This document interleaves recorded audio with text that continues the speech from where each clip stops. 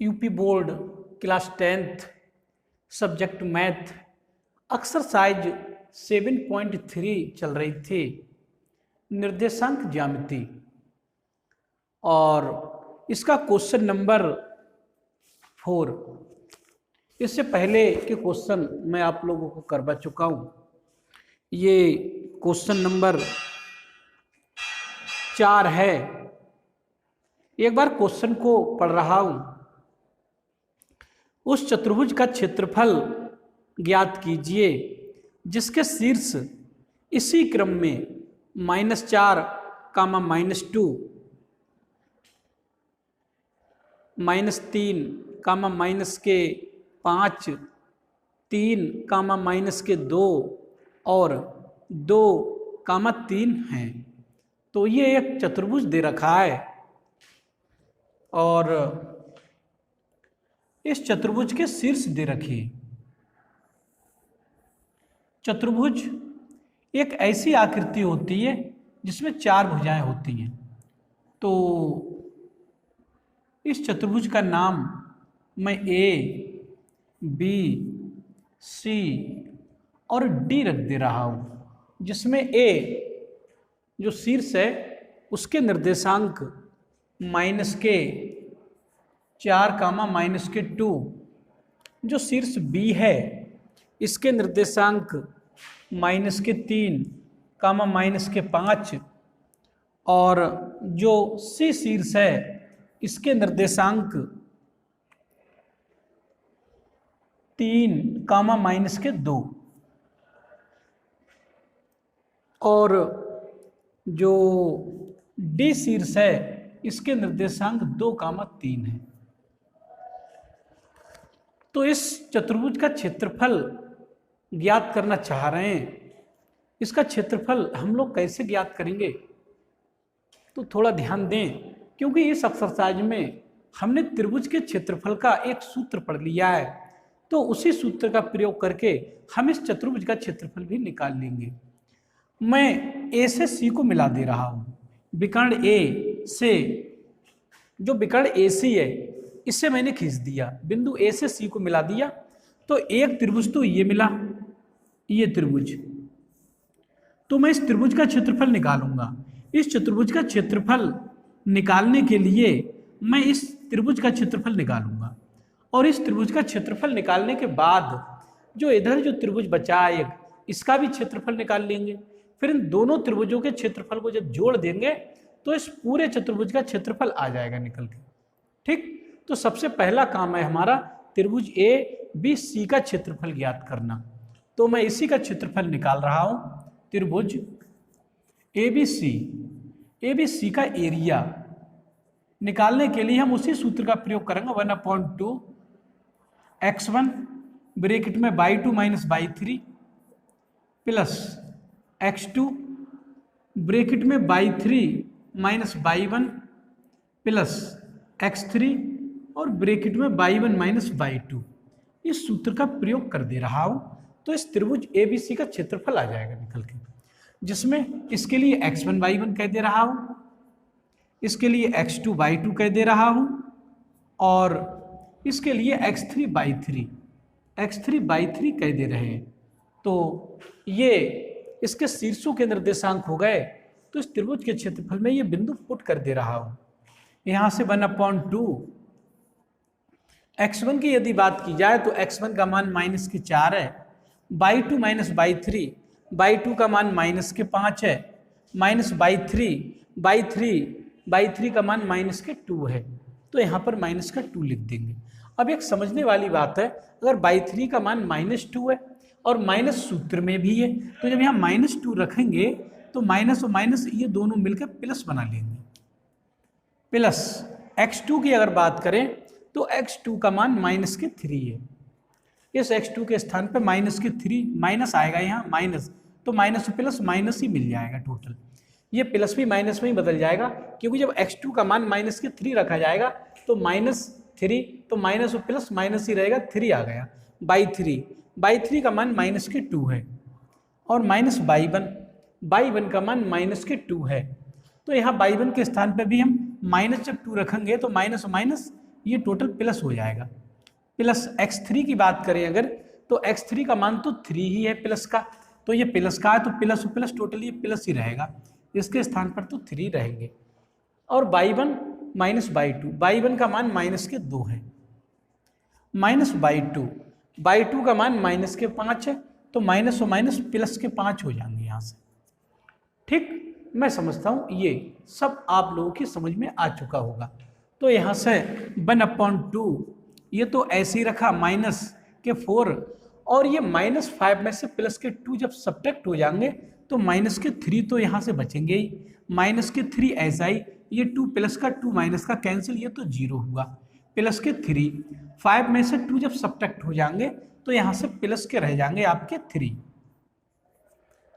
तो यहाँ से 1/2 इन दोनों की मल्टीप्लीकेशन होगी, तो जब मल्टीप्लाई होगी तो माइनस और माइनस प्लस, और ये आपके 12 हो जाएंगे यहाँ से, 4 की और 3 की मल्टीप्लाई होगी तो ये तो 0 ही हो गया।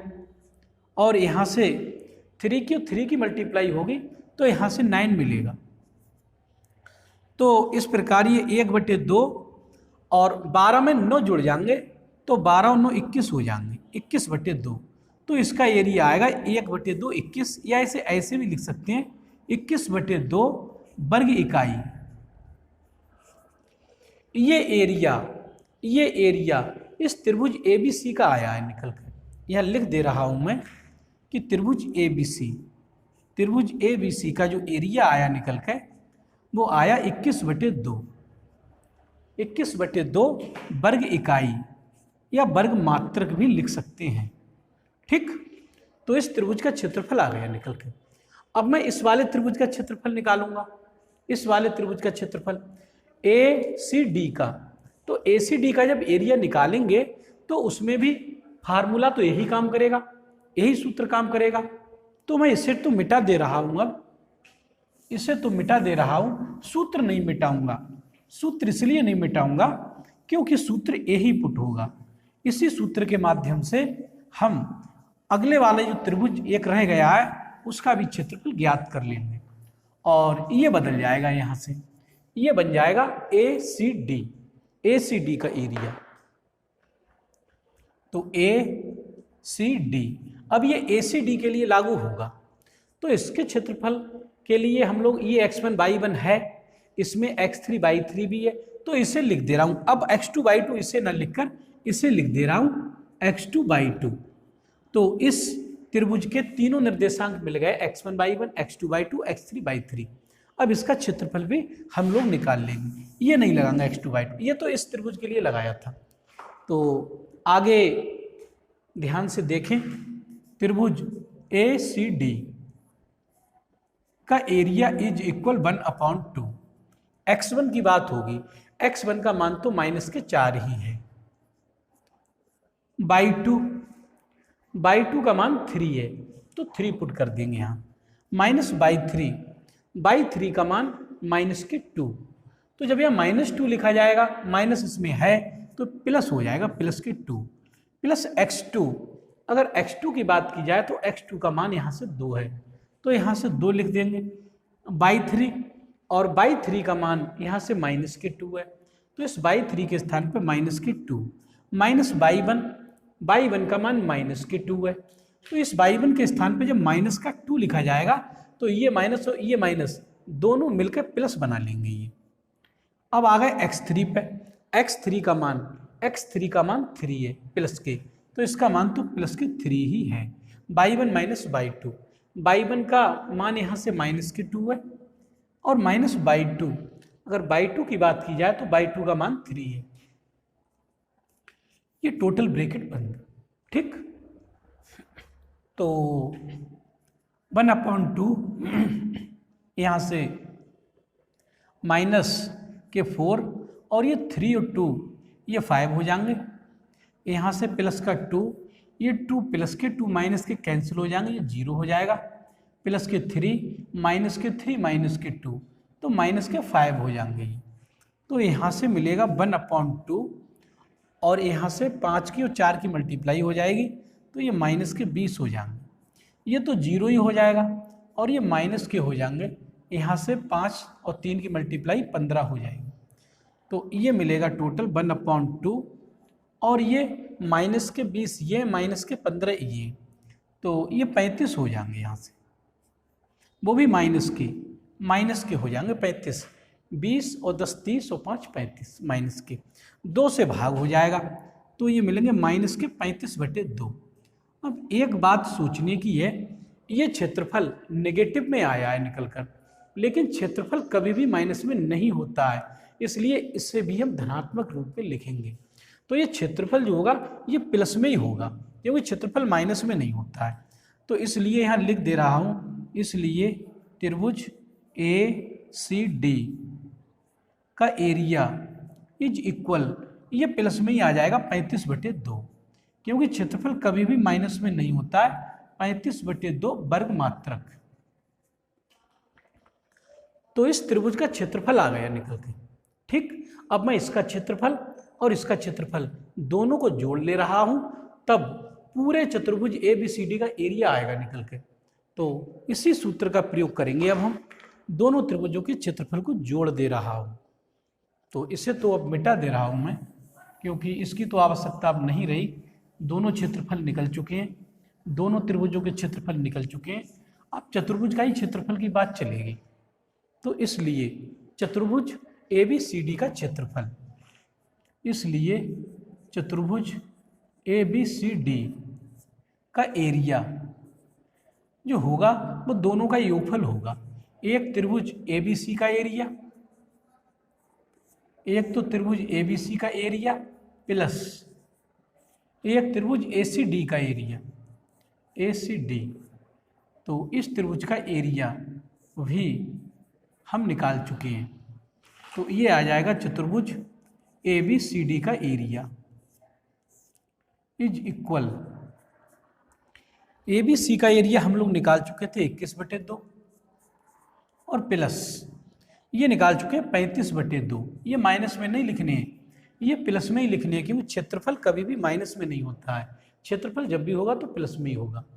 तो यहाँ से ये दोनों जुड़ जाएंगे, तो 5 और 1 6, 3 और 2 5 और अपॉन 2, तो 2 से भाग कर देंगे यहाँ से। तो चतुर्भुज ABCD का एरिया जो हो जाएगा 2 से भाग कर देंगे, 2 दूनी 4 और 2 अट्ठे 16, 28 वर्ग मात्रक ये इस चतुर्भुज का क्षेत्रफल होगा। ये आंसर के रूप में हम लोग लिखेंगे इसमें आंसर। तो मैं समझता हूँ ये क्वेश्चन अब आप लोगों की समझ में आ जाना चाहिए। इस वीडियो में इतना ही। वीडियो को लाइक कर दें, चैनल को सब्सक्राइब कर लें और मेरे द्वारा पढ़ाई जाने वाली इस वीडियो को यार दोस्तों में भी शेयर कर दिया करो, जिससे गरीब और कमज़ोर वर्ग के बच्चे भी इस निःशुल्क, सस्ती और मुफ्त शिक्षा से लाभान्वित हों और भविष्य में एक अच्छे गणित छात्र के रूप में जाने जा सकें। तो इस वीडियो में इतना ही। धन्यवाद।